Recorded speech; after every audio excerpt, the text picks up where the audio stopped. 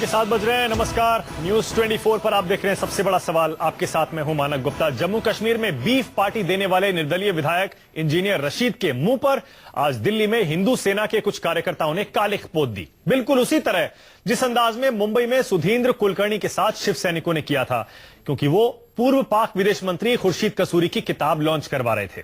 आज ही शिव सैनिकों ने बीसीसीआई के दफ्तर में घुसकर वहां अध्यक्ष शशांक मनोहर का घेराव कर लिया, क्योंकि वो पाकिस्तान क्रिकेट बोर्ड के चेयरमैन शहरयार खान के साथ मीटिंग करने वाले थे। ये सब तब जब पहले से ही हालात तनावपूर्ण हैं। एक तरफ गौमांस के मुद्दे पर हत्याएं हो रही हैं, तो कुछ नेता खुलेआम बीफ खाने वालों को अंजाम भुगतने की धमकी दे रहे हैं। इसीलिए हमारा सबसे बड़ा सवाल आज यही है, क्या कालिख पोत कर ही चमकेगा राष्ट्रवाद? क्या कट्टरता की तरफ बढ़ रहा है मोदी का भारत? क्या बहुसंख्यकों को जानबूझ जी हां, आज का सबसे बड़ा सवाल, क्या कालिख पोत कर चमकेगा राष्ट्रवाद? क्या कट्टरता की तरफ बढ़ रहा है मोदी का हिंदुस्तान? और क्या बहुसंख्यकों को जानबूझकर एक तरह से भड़काया भी जा रहा है? इसी पर बहस करने के लिए बीजेपी से मेरे साथ संबित पात्रा होंगे, थोड़ी देर में जुड़ने वाले हैं। कांग्रेस से मेरे साथ संजय झा हैं, आम आदमी पार्टी से आशुतोष, यहां स्टूडियो में राकेश सिन्हा हैं, आरएसएस के विचारक, और मेरे साथ असदुद्दीन ओवैसी की पार्टी एमआईएम के एमएलए वारिस पठान भी जुड़ रहे हैं। आप सभी का स्वागत है। पहला सवाल राकेश जी आप ही से है, क्योंकि आप अक्सर मुखर होकर इस तरह के विषयों पर अपनी राय रखते हैं। आखिर हो क्या रहा है राकेश जी? कहीं देख रहे हैं बीसीसीआई के दफ्तर में शिव सैनिक घुस गए, बेचारे शशांक मनोहर हम देख रहे थे कैसे डर गए थे, इतने सारे लोग उनके ऊपर चढ़ गए मीडिया को लेकर। दूसरा यहां देख रहे हैं कालिख से किसी का चेहरा काला कर दिया, बिल्कुल जैसे सुधींद्र कुलकर्णी का किया था। किस तरफ जा रहे हैं हम? ये हो क्या रहा है देश में? देखिए, इस देश में एक आम सहमति है, और वह सहमति इस बात का है कि विरोध प्रदर्शन का तरीका लोकतांत्रिक और अहिंसक होगा।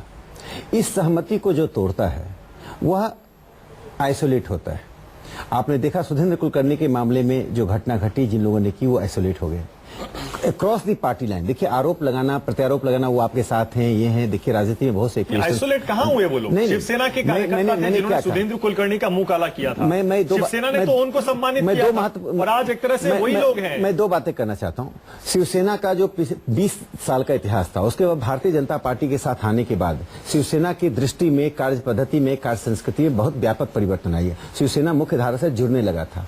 फिर शिवसेना यदि उस तरफ लौट रही है, जिसके 10 सालों में जो परिवर्तन हुआ, उस 10 साल के परिवर्तन को छोड़कर यदि शिवसेना फिर उसी राजनीतिक संस्कृति पर लौट रही है। सिर्फ शिवसेना की नहीं है। ये देखिए, जो लोग कर रहे हैं, शिवसेना की बात, मैंने इतना कहा, आप मानक जी बहुत अच्छी बात कर रहे हैं, जो लोग भी कर रहे हैं, मैं कहा आम सहमति। हम आरोप प्रत्यारोप के द्वारा हम किसी रचनात्मक हल पर नहीं पहुंचते। आज आपके साथ डिबेट हो रहा है, आप एक रचनात्मक डिबेट कर रहे हैं। हम हमेशा आरोप प्रत्यारोप में जीते हैं। हमें कहीं समाधानात्मक बातें भी करनी चाहिए। पर उनको बढ़ावा मिल रहा है ना राकेश जी? सवाल ही नहीं उठता है। देखिए, आप ही के एमएलए ने इंजीनियर रशीद को, माफ कीजिए आप क्या कह रहा हूं मैं, बीजेपी के एमएलए ने इंजीनियर रशीद को विधानसभा में पीटा था। देखिए, एक बात इसी तरह से पूरे देश में संदेश गया कि इस तरह की बातें चलती हैं। एक बात जान लीजिए, बीजेपी के नेता खुलेआम कह रहे हैं कोई ऐसा करे पीट दो। एक बात जान लीजिए, आरएसएस के मुखपत्र में लिखा जाता है कि पीटने का, बीफ खाने वालों को हत्या होनी चाहिए, सजा मिलनी चाहिए। पीटने का समर्थन करने वाला कोई नहीं है, लेकिन बीफ इंटेलेक्चुअल्स हैं, बीफ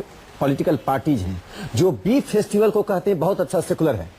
बीफ पार्टी कर रहा है जानबूझ के उत्तेजना। देखिए, मैं कह रहा हूं, उत्तेजना पैदा करने वाला उतना ही दोषी होता है जो उत्तेजना के बाद अपराध करता है। आप जाइए न्यायालय में, उत्तेजना के आधार पर जो क्राइम होती है, अब बिना उत्तेजना के आधार पर जो क्राइम होती है, दोनों पर न्यायालय के निर्णय अलग अलग होते हैं। ये उत्तेजना, ये इंजीनियर्स हैं, इनके नाम के आगे इंजीनियर लगा हुआ है। इस देश में कौन सा इंजीनियरिंग करना चाहते हैं? ये देश को बांटने वाला इंजीनियरिंग करना चाहते हैं? यह व्यक्ति राष्ट्र विरोधी है, संस्कृति द्रोही है, और इस व्यक्ति के साथ, लेकिन तब भी इसका विरोध लोकतांत्रिक तरीके से ही होना चाहिए, अहिंसक तरीके से होना चाहिए। बढ़ावा तो लेकिन बीजेपी कोई बढ़ावा नहीं दिया। हिंदू परिषद के लोग, आरएसएस के लोग, कहीं सारे बयानों से ऐसे लोगों का हौसला बुलंद। आप विश्व हिंदू परिषद का एक बयान बता दीजिए।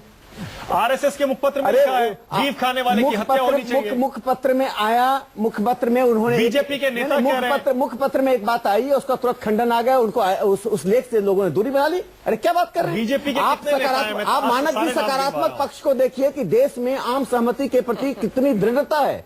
उस दृढ़ता को देखने की जगह उस दृढ़ता में होल इन दी बकेट खोजने में लगे रहते हैं। हम हर सूप को चलनी बना देना चाहते हैं। नहीं, बात वो सूप को सूप करने दीजिए, चलनी मत बनाइए। राकेश जी देखिए, संजय झा मुस्कुरा रहे हैं, एक सेकंड में आ रहा हूं। वो तो मुस्कुराएंगे ही, उन्हें तो नहीं, क्योंकि देखिए, इस आग में घी डालने का काम बहुत सारे लोग कर रहे हैं। ऐसा नहीं है आप अपना पल्ला नहीं डाल सकते। छोटी सी बात कर रहा हूं, आप ये नहीं कह सकते कि बीफ पार्टी दे रहे थे, छोटी सी बात, इसीलिए उनके साथ ये होना है। इस देश में कोई एक ऐसा व्यक्ति नहीं होगा जो बलात्कार के पक्ष में बोलेगा। एक मुलायम सिंह यादव अपवाद है जिसके, और आम आदमी पार्टी के मुख्यमंत्री अरविंद केजरीवाल एक ऐसे विषय को भी राजनीतिक बना देते हैं। जब राजनीति का स्तर इतना गिर जाए, जब मैं कह रहा हूं राजनीति का स्तर इतना गिर जाए, तो हमको राजनीति को परिष्कार करने की जरूरत है। हर पार्टी से कह रहे हैं। देखिए गिरावट तो आई है, हर पार्टी से कह रहे हैं। पूरे भारतीय राजनीतिक व्यवस्था में गिरावट आई है। मैं आपको कह सकता हूं पूरी राजनीतिक व्यवस्था में, राजनीतिक पद्धति में गिरावट आई है। यह बात स्वीकार करनी पड़ेगी। अब पहले आशु आपके पास आ रहा हूं मैं। आशुतोष पे संजय जी एक सेकंड में आ रहा हूं। आशुतोष, आप एक तो हंस क्यों रहे हैं? राकेश जी कह रहे हैं राजनीति की वजह से ये सब हो रहा है, और ये तो सही है। हर कोई इन मुद्दों पे राजनीति कर रहा है, इसीलिए कट्टरता की बू आ रही है हमारे समाज के अंदर से आज। देखिए राकेश जी खुद दिल में जानते हैं कि जो तर्क वो दे रहे हैं वो तर्क उनका सही नहीं है, और खुद इस बात से कन्विंस नहीं है। मैं दो बातें कहूंगा और उसके अतिरिक्त बिल्कुल नहीं बोलूंगा।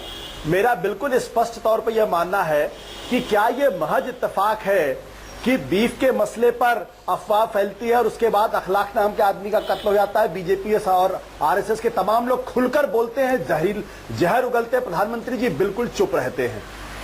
क्या यह महज इत्तेफाक की बात है? क्या यह भी महज इत्तेफाक है? कालबुर्गी के मसले पर इतना बड़ा मसला आज तक प्रधानमंत्री जी ने एक शब्द नहीं बोला। क्या यह भी इत्तेफाक की बात है? शिवसेना जो केंद्र की सरकार में भी शामिल है और शिवसेना जो महाराष्ट्र की सरकार में भी शामिल है, जो सरकार में शामिल है, वही सड़क पर उतरकर उद्दंडता करते हैं। और राकेश जी क्या कह रहे हैं कि शिवसेना धीरे धीरे आइसोलेट हो रही।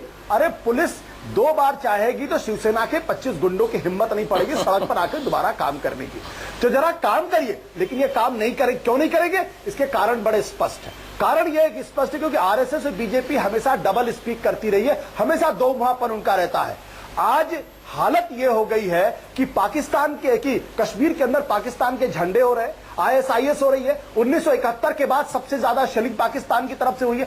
बॉर्डर से सबसे ज्यादा हिंदुस्तानी लोगों को भागना पड़ा है। साथ ही साथ आज दाल अच्छा, आशुतोष, ये है। मैं एक सवाल उठाया था और हिंदुस्तान में पहली बार ऐसा हो रहा है। हिंदुस्तान में पहली बार ऐसा हो रहा है जब सैनिक अपना मेडल वापस लौटा रहे हैं और साहित्यकार अपना अवार्ड वापस लौटा। आज तक कभी नहीं हुआ। मैंने एक सवाल उठाया था, जान दी वो सैनिक आज अपना मेडल वापस कर रहे हैं, और जो साहित्यकार जो समाज को आईना दिखाने का काम करते हैं वो अपना अवार्ड वापस कर रहे हैं। तो जब साहित्यकार और सैनिक एक साथ एक कर्म कर रहे हो तो नरेंद्र मोदी जी और आरएसएस के जो नेता बैठे हुए हैं, राकेश जी, आशुतोष, सोचना तो चाहिए। नहीं वो ठीक है आशुतोष, लेकिन आपको नहीं लगता चाहते देश को कट्टरता? आशुतोष, ये भी तो आप मानिए कि एक तरह से बहुसंख्यकों को भी भड़काया जा रहा है, आग दूसरी तरफ से भी लगाई जा रही है। अब बीफ पार्टी देने की क्या जरूरत थी इनको? इंजीनियर रशीद की बात कर रहा हूं मैं। दोनों बातें दिल्ली में आके प्रेस कॉन्फ्रेंस कर रहे हैं। मानक जी आपके सवाल में एक बात जोड़ दूं। मैंने 2 बात आशुतोष जी मैं जोड़ना। आशुतोष जी एक बात, आपने बीफ पार्टी की आलोचना आज तक नहीं की, बीफ फेस्टिवल की आलोचना आज तक नहीं की। क्यों नहीं करते हैं आप? मैं भी करता हूं।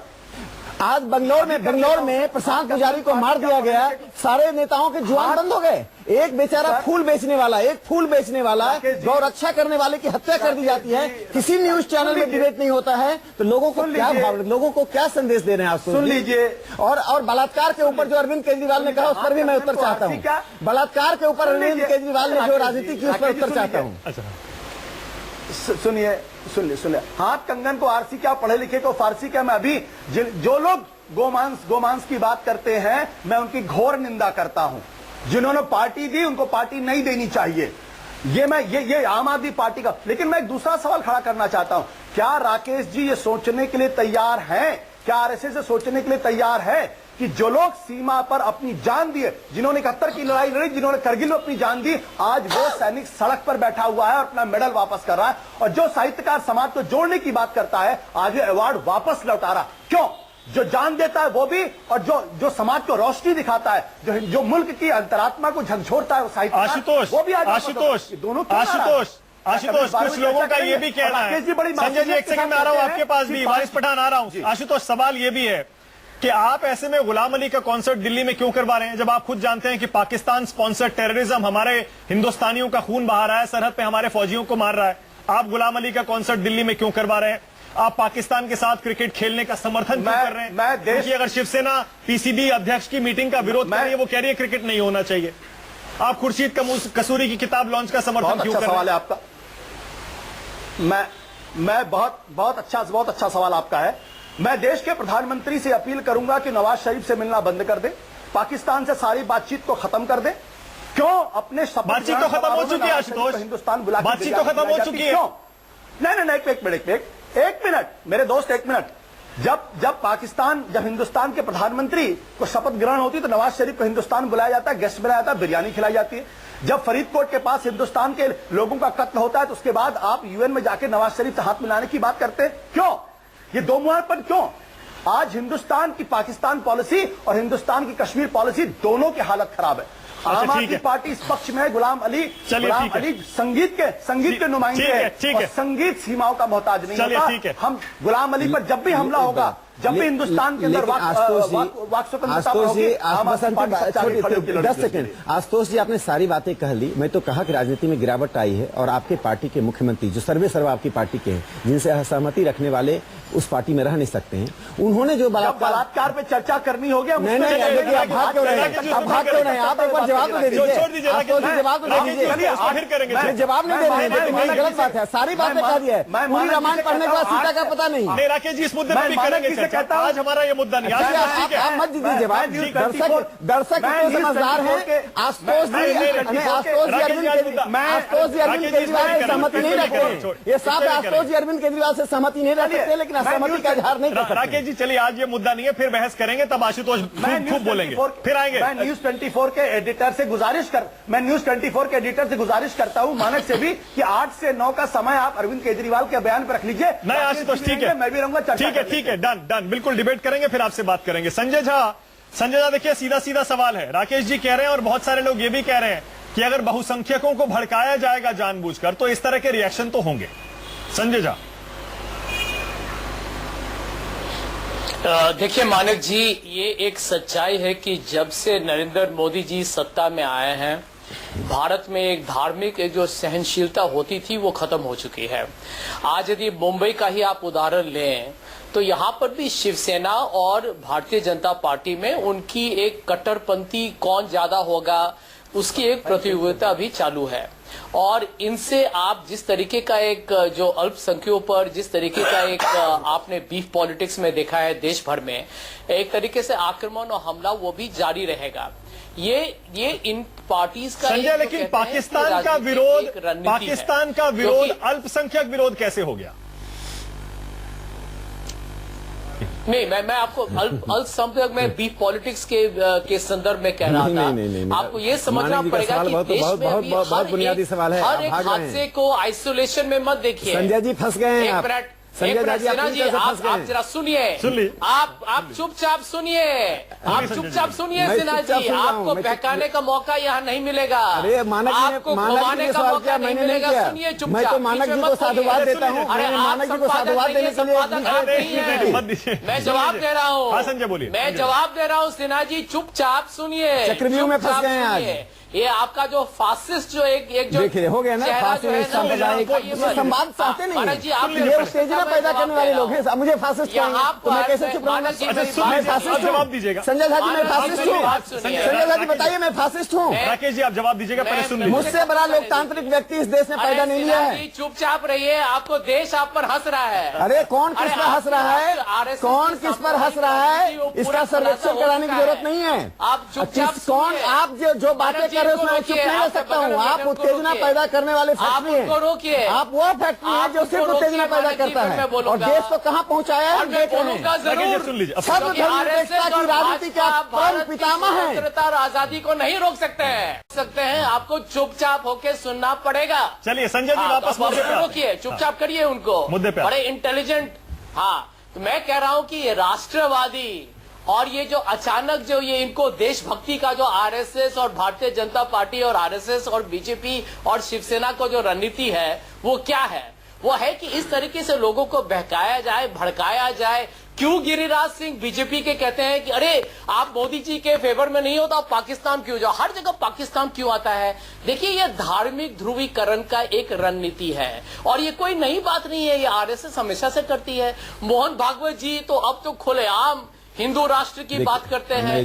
नरेंद्र मोदी जी जाते हैं, मोहन भागवत के पांव के सामने एक पीपीटी प्रेजेंटेशन करते हैं। देखिए इनका सोच जो है, चाहे बीफ पॉलिटिक्स हो, चाहे आज आप देखिए जिस तरीके से पाकिस्तान एक इश्यू है, ये हर चीज के पीछे एक बड़ा एक इकोसिस्टम तैयार किया गया है। आरएसएस क्यों शिक्षा में घुस गई है, वहां आप क्यों देखते हैं कि Indian council of historical research में एक लोग ये क्यों अपना इतिहास क्यों भारत का बदल रहे हैं, ये नेहरू जी के विरुद्ध क्यों इतना अचानक ये नेताजी फाइल्स क्यों एक बड़ा विषय हो चुका है। चलिए ठीक है, देखिए हर तरफ से एक सेकंड में वारिस पठान से एक कमेंट ले लो, फिर आपके नकारात्मक राजनीति ये मैं चल रहा 30 है। सेकंड से मैं 30 सेकंड और सिन्हा जी को बोलिए वो इंटेलेक्चुअल नहीं है। नहीं, अरे अपने आप को इंटेलेक्चुअल कहने से पर्सनल कमेंट मत करिए संजय झा, पर्सनल कमेंट मत करिए संजय जी, पर्सनल कमेंट राजनीति के संजय झा जी, मैं आपके घर पे सेवक का काम करने वाला व्यक्ति हूँ। आप रख लीजिए, मैं इंटेलेक्चुअल नहीं हूँ। मैं कहाँ कहता हूँ मैं इंटेलेक्चुअल हूँ? मैंने कभी कहा क्या? आप न्यूज 24 को कहिए मुझे बाहर कर दे, मैं इंटेलेक्चुअल नहीं हूँ। आप बड़े इंटेलेक्चुअल। मैं 30 सेकंड में एक बात कहना चाहता हूँ संजय झा जी, ये पहली बार आपने सच्चाई का बात हाँ की है। एकदम, मैं आपके घर पे झाड़ू पोछा लगाऊंगा संजय झा जी, मैं उसके लायक हूँ। आप मानिए जब मैं उसी के लायक हूँ। अहंकार और घमंड से नहीं, आपने कह दिया मैं इंटेलेक्चुअल नहीं हूँ, तो मैं डिबेट से जाता हूँ। का डिबेट नहीं, राकेश जी, मैं संजय जी को बोल चुका हूं, पर्सनल कमेंट इसके लिए ना करें। आशुतोष जी जिम्मेदार हैं कि जिन्होंने मुझे कई बार डिबेट में बुलाया। शुरुआत उन्होंने की टीवी चैनल पर, उनके लिए वो क्रिमिनल है इस तरह से, एक अनइंटेलेक्चुअल को उन्होंने टीवी डिबेट में इंट्रोड्यूस किया। मैं दूसरी छोटी सी बात करना चाहता हूँ। जो लोग संघ का इतिहास जानते हैं वो पढ़ें। 1925 से संघ हिंदू राष्ट्र की बात कर रहा है, कहीं मोहन भागवत जी अब करने लगे हैं। 1925 से हम भारत को हिंदू राष्ट्र मानते हैं। हमारी परिभाषा पढ़ लीजिए, अपने मुंह से हमारी परिभाषा मत बनाइए। और एक छोटी सी बात में जोड़ देना चाहता हूं इनको, एक छोटी सी बात कि देखिए इस तरह की उत्तेजना और इस तरह के आरोप प्रत्यारोप से समाधान नहीं निकलता है। हम 5 साल में चुनाव लड़ते हैं, कम से कम हम कहीं राजनीति से ऊपर उठकर कहीं समाधानात्मक बात करें कि 1 घंटे के डिबेट में कहीं हम पहुंचे। दर्शक हमसे ज्यादा इंटेलिजेंट है, बस इतना ध्यान में रखें। ठीक है वारिस पठान, माफ करिएगा सबसे आखिर में आपके पास आ पा रहा हूं क्योंकि गर्मा गर्मी हो गई थी इस बहस में। वारिस पठान, देखिए आप भी मानेंगे कि आग में घी डालने का काम तो दोनों तरफ से हो रहा है, इस तरफ से हो रहा है तो उधर से भी बहुसंख्यकों को चिढ़ाया जा रहा है, बीफ पार्टियां दी जा रही है। वारिस पठान, ये तो आप भी मानेंगे खुलेआम बड़े बड़े लोग जो कि लिबरल कहे जाते हैं बाहर आकर चिढ़ा रहे हैं लोगों को कि हम तो खाते हैं, हम तो खाएंगे। वारिस पठान,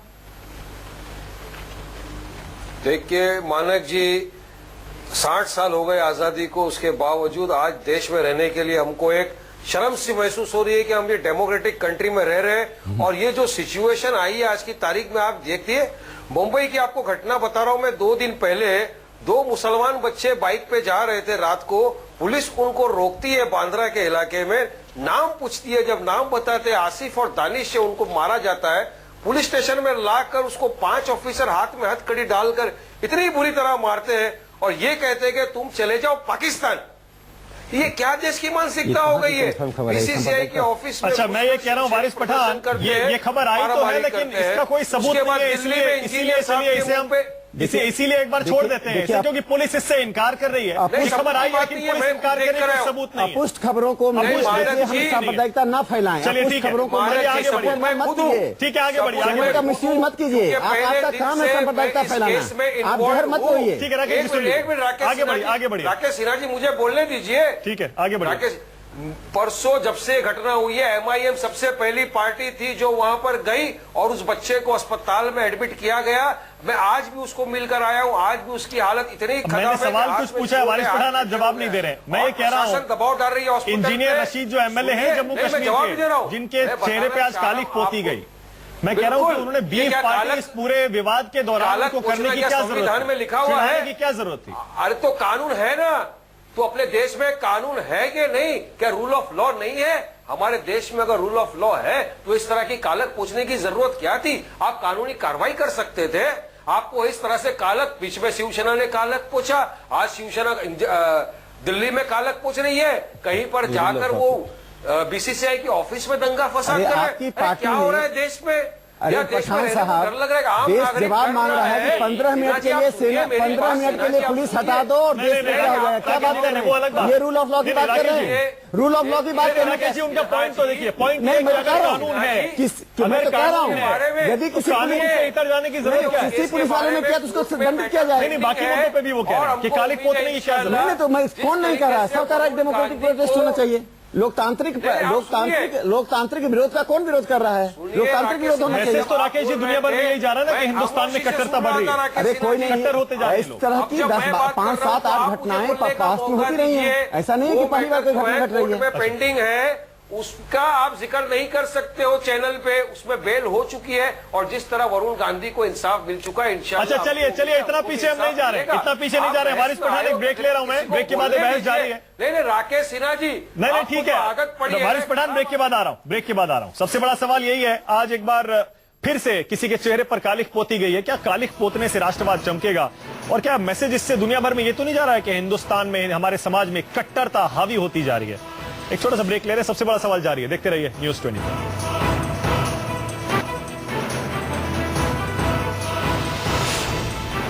आज का सबसे बड़ा सवाल यही है, क्या कालिख पोत कर ही चमकेगा राष्ट्रवाद? क्या कट्टरता की तरफ बढ़ रहा है मोदी का भारत?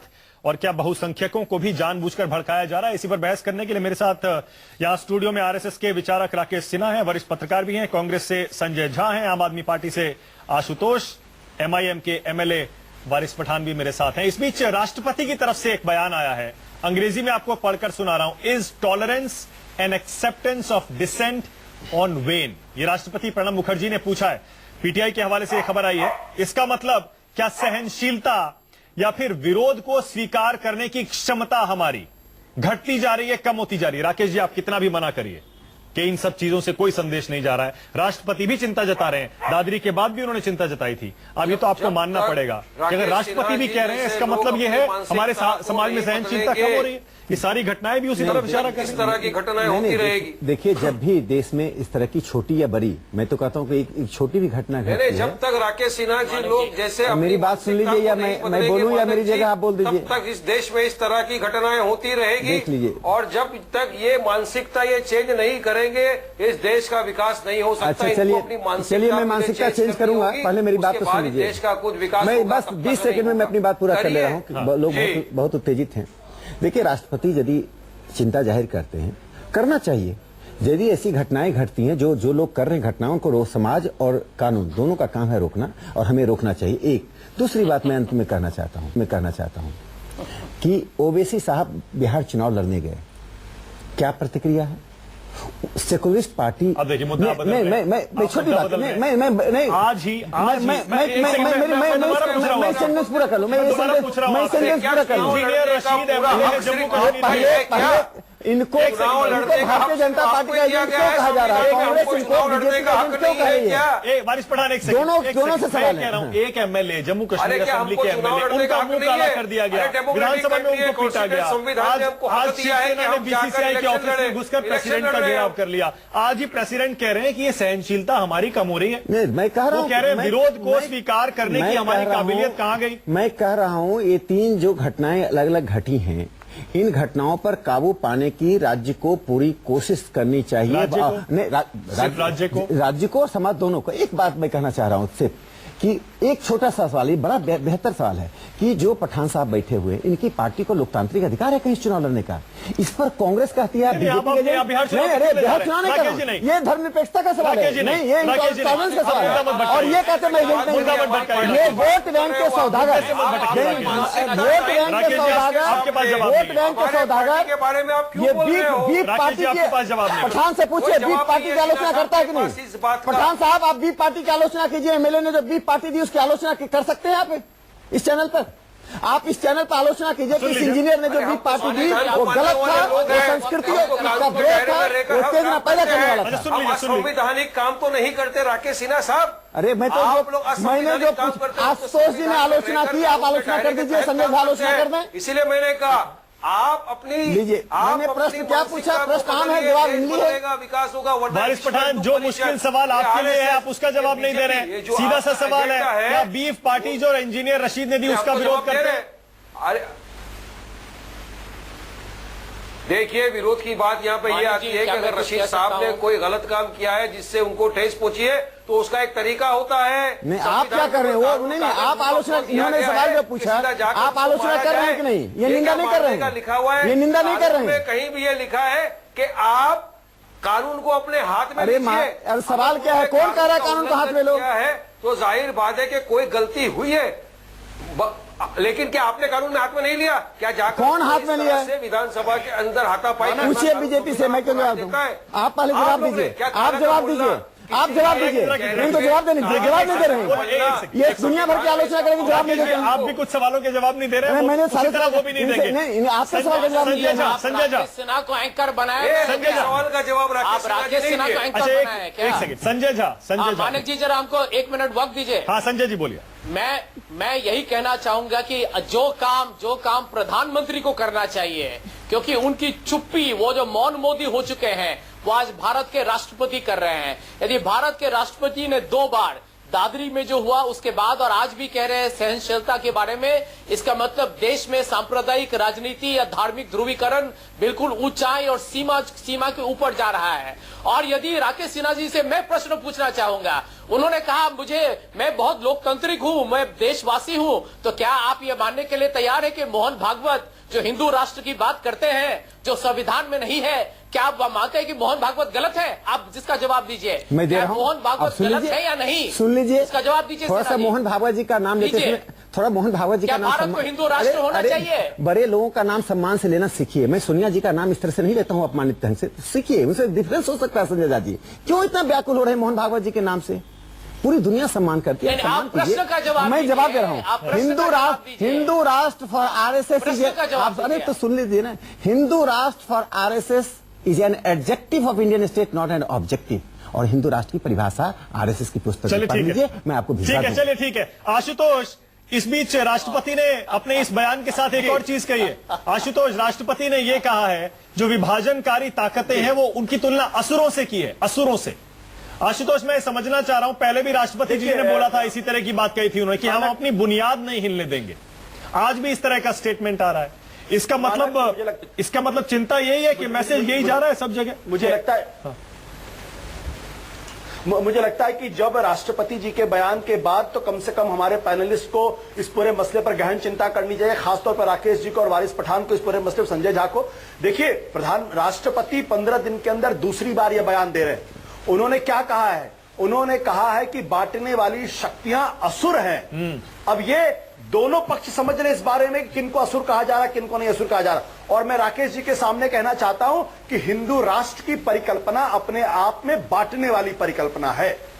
और अगर देश का प्रधानमंत्री अगर चुप रहता है, राष्ट्रपति को बोलने की जरूरत पड़ती है, या तो देश के प्रधानमंत्री जी वो अत्यंत असहाय, कमजोर हो गए आरएसएस के सामने, या वो जानबूझकर देश के अंदर सांप्रदायिक शक्तियों को बढ़ने देना चाहते। और मैं ये भी जोड़ना चाहता हूं, पिछले दिनों बीजेपी के लालकृष्ण आडवाणी, जिनको मार्गदर्शक मंडल में डाल दिया गया, उन्होंने इंटरव्यू में कहा कि देश के अंदर लोकतांत्रिक शक्तियां कमजोर हो रही हैं और जो क्या कहते हैं इमरजेंसी वाले हालात बनते नजर आ रहे हैं। आशुतोष, आपने अभी बहुत अच्छी बात कही। आपने कहा राष्ट्रपति का जो ये स्टेटमेंट है, जिक्र किया है, राष्ट्रपति का जो ये बयान है, ये उन सभी लोगों के लिए है जो इस पर राजनीति कर रहे हैं और इस आग में घी डाल रहे हैं।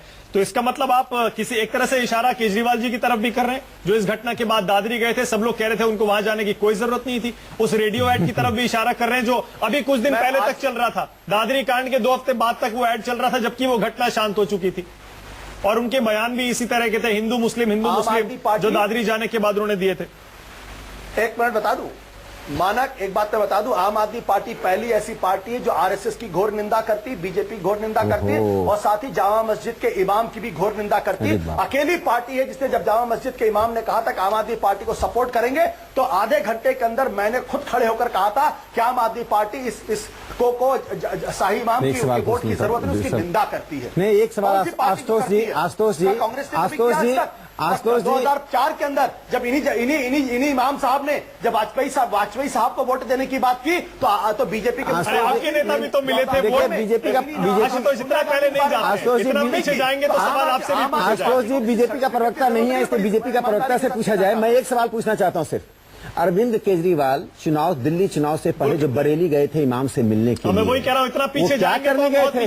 वो सांप्रदायिकता का महिमा मंडन करने गए थे या धर्मनिरपेक्षता का महिमा मंडन करने गए थे? आप जवाब दे दीजिए। राकेश जी, इतना पीछे जाएंगे तो जिस कली में इतना छेद हो उसे सूप बनने की कोशिश नहीं करनी चाहिए। राकेश जी, आपकी पार्टी बीजेपी जिसके आपको मानस पिता मानता है, उस पार्टी ने 2009, 2005-4 के अंदर जब अटल बिहारी वाजपेयी की सरकार को समर्थन की बात शाही इमाम जामा मस्जिद की तरफ से हुई थी, तो क्या आपकी बीजेपी ने उसको स्वीकार किया था या स्वीकार किया था? अच्छा, चलिए आशुतोष, निरपेक्षता के प्रति जरा सा भी बात मुझे लगता है आरएसएस को उसका अगर हम इस मुद्दे पर जाए तो हर पार्टी से सवाल पूछा जा सकता है। एक सेकंड, वारिस पठान कि बिहार के अंदर ओवैसी को ले जाने वाले कौन है? ठीक है, आपकी पार्टी के अमित शाह साहब है। अच्छा ठीक है, ओवैसी को बढ़ाना चाहती है। ठीक है, कोई नहीं लेकर गए। उधर मत जाइए आशुतोष, मुद्दा भटक जाएगा, मुद्दा भटक जाएगा। वारिस पठान वापस मुद्दे पे आ रहा हूँ। आपसे मेरा एक सवाल, वारिस पठान आपसे मेरा सवाल है, सवाल सुन लीजिए। वारिस पठान, अब राष्ट्रपति भी कह रहे हैं देश में असहनशीलता बढ़ रही है, ऐसा लग रहा है विभाजनकारी ताकतें हावी हो रही है। वारिस पठान, लेकिन मैं ये समझना चाह रहा हूं, सुधींद्र कुलकर्णी का जो मुंह काला किया गया, या बीसीसीआई के ऑफिस में घुस के प्रेसिडेंट का जो घेराव किया गया, या फिर गुलाम अली का जो कॉन्सर्ट कैंसिल किया गया, ये तीनों अलग मुद्दे नहीं है क्या, जो पाकिस्तान से रिलेटेड है? मैंने संजय झा से यही सवाल किया था, क्या पाकिस्तानियों से रिलेटेड मुद्दा अलग नहीं है और हिंदू मुस्लिम मुद्दा इस देश में अलग नहीं है क्या? ये देखिए, ये तीन मुद्दे तो ये है, साथ में आप मुंबई का भी मुद्दा देख लिया जिसमें कहा गया है कि आप पाकिस्तान चले जाओ। ये तीनों मुद्दे साबित करते हैं कि इस देश में रूल ऑफ लॉ की कहीं पे कोई जगह नहीं है। इस देश में जंगल राज चल रहा है और जब से बीजेपी सत्ता में आई है तब से देखने को मिल रहा है कि हमारा कंट्री डेमोक्रेटिक है, डिक्टेटरशिप में है। यहाँ कहीं भी लोग घुस के तोड़फोड़ कर रहे हैं, कालक मर रहे हैं और सरकार क्या कर रही है? पकड़ के लाती है, सुबह में जमानत हो जाती है। ये आदमियों के जिगर खुल गए, क्यों ना इनको सख्त से सख्त कार्रवाई करके सजा देती है सरकार? मैं पूछना चाहूंगा कि मोदी जी की सरकार के साथ लेकिन स्याही फेंकने की जो धारा है उसी में तो कार्रवाई होगी ना वारिस पठान। क्यों ये हो रहा है? कानून के मुताबिक ही हो रहा है। वो पुलिस कह रही है स्याही फेंकने की जो धारा है उसमें कार्रवाई हो रही है। बिल्कुल।